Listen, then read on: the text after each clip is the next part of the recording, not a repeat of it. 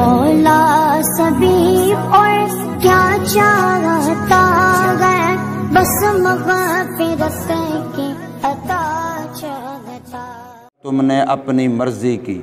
اس کے بعد اگر تم نے اپنی من مانی کی، نفس اور شیطان کی اتباع کی اور قرآن و سنت کی تعلیمات کی پرواہ نہ کی، تو پھر تم گویا قیامت کا انتظار کر رہے ہو۔ اور قیامت میں ایک بات یہ ہوگی کہ اہل محشر، میدان محشر کے اندر انسانیت ایک انتظار کا شکار ہوگی۔ حدیث میں آتا ہے کہ سارے اوپر کو منہ کر کے انتظار کر رہے ہوں گے کہ اللہ تبارک و تعالی کی طرف سے ابھی فیصلے کی گھڑی آئی، تو اتنے میں رب کائنات اور فرشتے جلوہ گر ہوں گے۔ اب وہ کیسے ہوگا؟ یہ متشابہات میں سے ہے، اس کی کیفیت کو سمجھنے سے ہماری عقلیں قاصر ہیں، اس لیے ہم اس کی کیفیت میں بحث نہیں کر سکتے۔ قرآن مجید کے اندر 30ویں پارے میں یہ بات آتی ہے کہ اللہ تبارک و تعالی اور فرشتے جوق در جوق، صف در صف آئیں گے۔ تو یہاں ارشاد فرمایا کہ جو لوگ کتاب و سنت، شریعت مطہرہ و مقدسہ، حق وحی آ جانے کے بعد اب بھی نہیں مان رہے، تو کیا وہ اسی بات کا انتظار کر رہے ہیں کہ قیامت آ جائے اور قیامت میں وہی لمحہ آ جائے جس میں اللہ تبارک و تعالی اور فرشتے سامنے آئیں، حساب کتاب کے لیے جلوہ گر ہوں، اسی بات کا انتظار کر رہے ہیں؟ اور یہ لمحہ یہ کافروں کے لیے انتہائی حسرت کا ہوگا۔ حدیث پاک میں، قرآن مجید میں کئی جگہ پر آتا ہے کہ یہ کافروں پر بڑا مشکل دن ہوگا، بڑا بھاری دن ہوگا۔ اب تو ان کو دنیا کا نشہ چڑھا ہوا ہے، اب تو ان کو نفس اور شیطان نے دھوکے میں ڈالا ہوا ہے، لیکن جب یہ دھوکہ دینے والی زہری آنکھ بند ہوگی اور اندر کی آنکھ کھلے گی تو پھر پتہ چلے گا۔ یہ جو زہری آنکھ ہے جب تک یہ کھلی ہوئی ہے، اس نے کئی سارے وہ چیزیں جو انسان کے لیے آخرت کے حقائق ہیں ان پر پردہ ڈالا ہوا ہے، لیکن جب یہ دھوکے والی آنکھ بند ہوگی تو پھر حقائق کو دیکھنے والی آنکھ کھلے گی، لیکن اس وقت پھر سوائے حسرت کے، سوائے افسوس اور ارمان کے کچھ بندے کے ہاتھ میں نہیں رہے گا۔ اس لیے آج جو اللہ نے ہمیں وحی کی شکل میں، قرآن کی شکل میں، حدیث کی شکل میں، سنت کی شکل میں، علم دین، علم شریعت کی شکل میں نعمت دی ہوئی ہے، ہم اس کی قدر کر لیں، اس کے ساتھ وابستہ ہو جائیں، اس کے ساتھ اپنے آپ کو نتھی کر لیں، اس کے ساتھ اپنے آپ کو جوڑ لیں، اس کے ساتھ عقیدت کا، محبت کا، عمل کا، اعتقاد کا، اخلاق کا تعلق قائم کر لیں۔ دیکھیے، یاد رکھیے، انسان پر اچھا انسان بننا فرض ہے،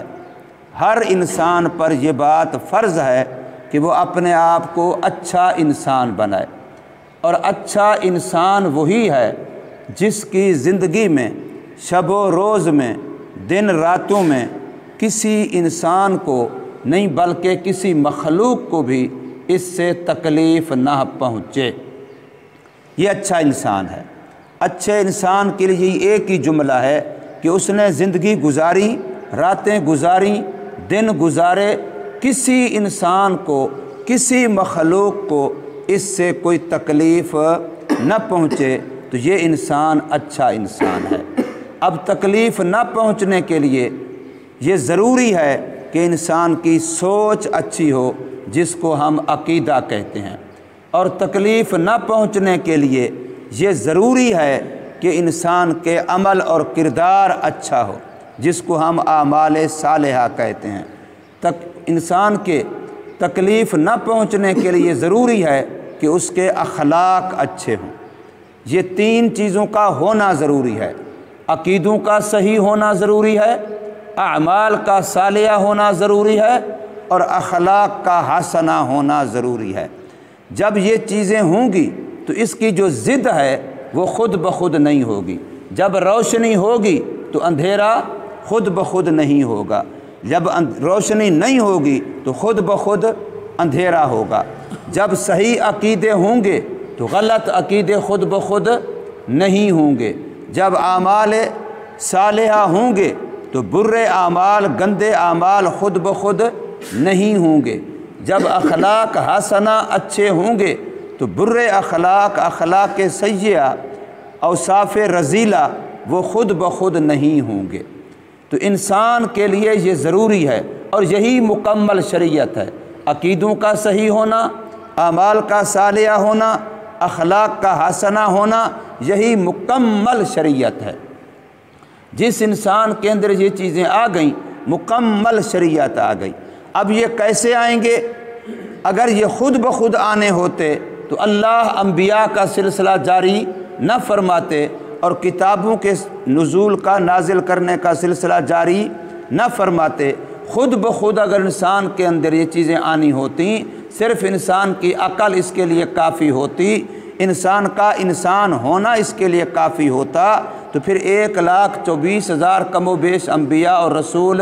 نہ بھیجے جاتے اور کتابیں نہ اتاری جاتی۔ تو معلوم ہوا کہ انسان کے عقیدوں کے صحیح ہونے کے لیے کتاب اللہ کی بھی ضرورت ہے، رجال اللہ کی بھی ضرورت ہے، انسان کے اعمال کے اچھے ہونے کے لیے بھی کتاب اللہ کی بھی ضرورت ہے، رجال اللہ کی بھی ضرورت ہے، انسان کے اخلاق کے اچھے ہونے کے لیے بھی علم وحی کتاب اللہ کی بھی ضرورت ہے، اور علم وحی کے حاملین انبیاء رجال اللہ کی بھی ضرورت ہے۔ خربوزہ خربوزے سے رنگ پکڑتا ہے، انسان انسان سے رنگ پکڑتا ہے، اس لیے اچھی صحبت کے اچھے اثرات اچھا رنگ ہوتا ہے، اور بری صحبت کے برے اثرات اور برا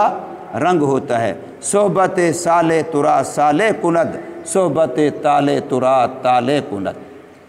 یک لحظہ بصحبت اولیاء بہتر 100 سالہ طاعت بے ریا۔ کسی اللہ والے کی صحبت کا ایک لحظہ فرمایا وہ سال بھر کی بے ریا عبادت سے زیادہ بہتر ہے، اس لیے کہ عبادت کرنے کے بعد بھٹکنے کے چانس زیادہ رہتے ہیں، لیکن اگر اللہ والوں کے ساتھ جڑ گیا تو اب یہ بھٹکنے سے محفوظ ہو جاتا ہے۔ آپ دیکھتے ہیں قرآن مجید کا ایک نسخہ ہے، اس کے اوپر آپ غلاف کا کپڑا چڑھا دیتے ہیں، اب وہی کپڑا اگر آپ کے گھر پڑا ہوتا، قرآن کا غلاف نہ بنا ہوتا تو اس کی کوئی ویلیو کوئی حیثیت نہ ہوتی، کوئی اس کو آنکھوں سے نہ لگاتا، کوئی اس کو نہ چومتا، کوئی اس کو سینے سے نہ لگاتا، کوئی اس کو ہاتھ لگانے سے پہلے وضو نہ کرتا، لیکن جب وہی کپڑا قرآن کا غلاف بن جاتا ہے تو اب اس کو آنکھوں سے بھی لگایا جاتا ہے، ہونٹوں سے بھی لگایا جاتا ہے، اس کے بوسے بھی لیے جاتے ہیں، اس کو سینے سے بھی لگایا جاتا ہے، اور اس کو ہاتھ لگانے سے پہلے وضو بھی کیا جاتا ہے۔ کیوں؟ اس لیے کہ وہ قرآن کے ساتھ جڑ گیا ہے۔ یہ گتا قرآن کے ساتھ لگا ہوا ہے، قرآن تو نہیں ہے، یہ قرآن تو آگے شروع ہو رہا ہے، کچھ ورق آگے۔ یہ گتا جو قرآن کے ساتھ جڑ گیا ہے، یہ گتا اگر قرآن کے ساتھ جڑا ہوا نہ ہوتا کسی اور جگہ پر، چاہے وہ کہیں بھی ہوتا، تو اس کا کوئی اعزاز و اکرام نہ ہوتا، اس کی عزت نہ ہوتی، اس کا احترام نہ ہوتا، لیکن قرآن کے ساتھ جڑ گیا ہے تو اب اس گتے کے لیے کتنا بڑی شان اور عظمت مل گئی ہے۔ تو ہم انسان ہیں، مسلمان ہیں، کلمہ پڑھتے ہیں، صاحب ایمان ہیں، ہم اگر اپنے آپ کو قرآن کے ساتھ جوڑ لیں گے تو ہم تو غلاف سے بھی زیادہ قیمتی ہو جائیں گے۔ اگر قرآن کے ساتھ اپنے آپ کو جوڑ لیں گے گتے سے زیادہ محترم ہو جائیں گے۔ اس لیے انسان کی عزت اور ذلت اور انسان کی اللہ کے ہاں وقت اور اہمیت، اس کا تعلق اسی چیز کے ساتھ ہے کہ قرآن کے ساتھ اس کا تعلق کتنا ہے۔ قیامت کے دن بھی کسوٹی اور پیمانہ قرآن کو بنایا جائے گا۔ جن لوگوں نے دنیا میں قرآن کو چھوڑ دیا، قیامت میں محمد مصطفیٰ صلی اللہ علیہ وسلم باوجود رحمت للعالمین ہونے کے، باوجود رؤوف و رحیم ہونے کے، شفیق ہونے کے، پھر بھی ان کی سفارش نہیں کریں گے جن کا تعلق اور واسطہ قرآن کے ساتھ نہیں ہوگا۔ اس لیے اللہ تبارک و تعالی نے اس قرآن کو عزت کا خزانہ بنایا، جو قرآن کے ساتھ جڑے گا اس کو عزت مل جائے گی۔ اللہ نے اس قرآن کو رحمت کا خزانہ بنایا، جو قرآن کے ساتھ جڑے گا وہ رحمت کا حقدار بن جائے گا۔ اللہ نے اس قرآن کو اپنی محبت کے لیے کسوٹی کے طور پر بنایا، جو اس قرآن سے جڑے گا اس کو اللہ تبارک و تعالی کی محبت نصیب ہو جائے گی۔ تو یہ قرآن گویا اللہ کی رحمت لینے کا بھی ذریعہ ہے، اللہ کی محبت لینے کا بھی ذریعہ ہے، اور عزت لینے کا بھی ذریعہ ہے۔ عزت اگر حاصل کرنی ہے تو وہ بھی قرآن کے ساتھ وابستہ ہونے سے ملے گی۔ حدیث پاک ہے کہ اگر قرآن سیکھنے والا چاہے وہ کسی عمر سے تعلق رکھتا ہے، جوان ہے بوڑھا ہے، اور قرآن کا سیکھنے والا وہ کسی خاندان سے تعلق رکھتا ہے، امیر ہے یا غریب ہے، کسی قوم کا ہے، کوئی زبان بولتا ہے، فرمایا اس کا مقصد قرآن سیکھنا ہے، اس نے اپنی زندگی کو قرآن سیکھنے کے لیے وقف کیا ہوا ہے، تو یہ بندہ اگر راہ چلتے ہوئے قرآن سیکھنے کے لیے جا رہا ہے تو بظاہر تو یہ فلاں محلے کی گلی میں چل رہا ہے، لیکن اللہ کے نزدیک یہ جنت کے راستے پہ چل رہا ہے۔ من سلک طریقا یلتمس فیہ علما سہل اللہ لہ طریقا الجنہ او کما قال علیہ الصلاۃ والسلام۔ سرکار نے ارشاد فرمایا کہ جو بندہ اپنے گھر سے نکلا دین سیکھنے کے لیے تو وہ ایسے ہے جیسے جہاد کرنے والا اللہ کے راستے میں جان کی بازی لگانے کے لیے مجاہد جا رہا ہے۔ من خرج فی طلب العلم فہو فی سبیل اللہ او کما قال علیہ الصلاۃ والسلام۔ حضور نے ارشاد فرمایا اگر یہ قرآن کے سیکھنے والا کسی مسلمانوں کے قبرستان کے اندر سے گزر جاتا ہے تو فرمایا اس قبرستان میں جو گناہ گار مسلمان دفن ہیں اور ان کے اعمال کمزوری کی وجہ سے، گناہوں کی وجہ سے ان کی قبروں میں عذاب قبر ہو رہا ہوتا ہے، تو اس کے قدموں کی برکت سے، اس کے پاؤں کی برکت سے یہ اس قبرستان کے اندر سے گزرنے والا ہے، تو فرمایا زمین کے اندر مدفون مردوں سے عذاب قبر ختم کر دیا جاتا ہے، اس لیے کہ اس قبرستان میں اس کے پاؤں لگے ہیں جس کا تعلق قرآن کے ساتھ ہے۔ تو قرآن ایسی با وفا کتاب ہے، ایسی برکت والی کتاب ہے۔ ہم اگر اپنے گھروں میں قرآن کو لے آئیں گے، ہم اگر قرآن کی تلاوت، قرآن والے عقیدے، قرآن والے اعمال، قرآن والے اخلاق اپنے گھروں میں لائیں گے، اپنے بچوں میں لائیں گے، اپنے آپ میں لائیں گے، گھر کی خواتین کے اندر آئیں گے، اگر ہمارے محلے میں، ہماری گلے کوچے میں، ہمارے کاروباری مراکز میں، ہمارے تعلیمی مراکز میں، ہمارے دفاتر میں اگر قرآن کا راج ہو جائے گا تو بتائیے کتنا برکتیں ہوں گی، کتنا رحمتیں ہوں گی، شیطان بھی دور ہو جائے گا، شیطان کی نحوست بھی دور ہو جائے گی، بے برکتی بھی دور ہو جائے گی، دکھ بیماریاں اور ناگہانی آفات جن سے ہم آئے دن گویا پریشان رہتے ہیں، یہ ساری مصیبتیں ختم ہو جائیں گی جہاں قرآن آئے گا۔ تو اس لیے اللہ تبارک و تعالی نے گویا ارشاد یہ فرمایا کہ انکار نہ کرو، جب قرآن آ گیا پھر قیامت کا انتظار نہ کرو، انکار نہ کرو بلکہ فوراً مانو اور قرآن کی اتباع کرو، اس کے ساتھ محبت عقیدت کا تعلق جوڑو۔ تو فرمایا جو منکرین ہیں اور ضد پہ اڑے ہوئے ہیں، حل ینظرون، نہیں انتظار کر رہے وہ، الا ان یاتیہم اللہ، مگر یہ کہ آئے ان کے پاس اللہ تبارک و تعالی فی ظلل من الغمام، بادلوں کے سائبانوں میں، والملائکۃ، اور فرشتے،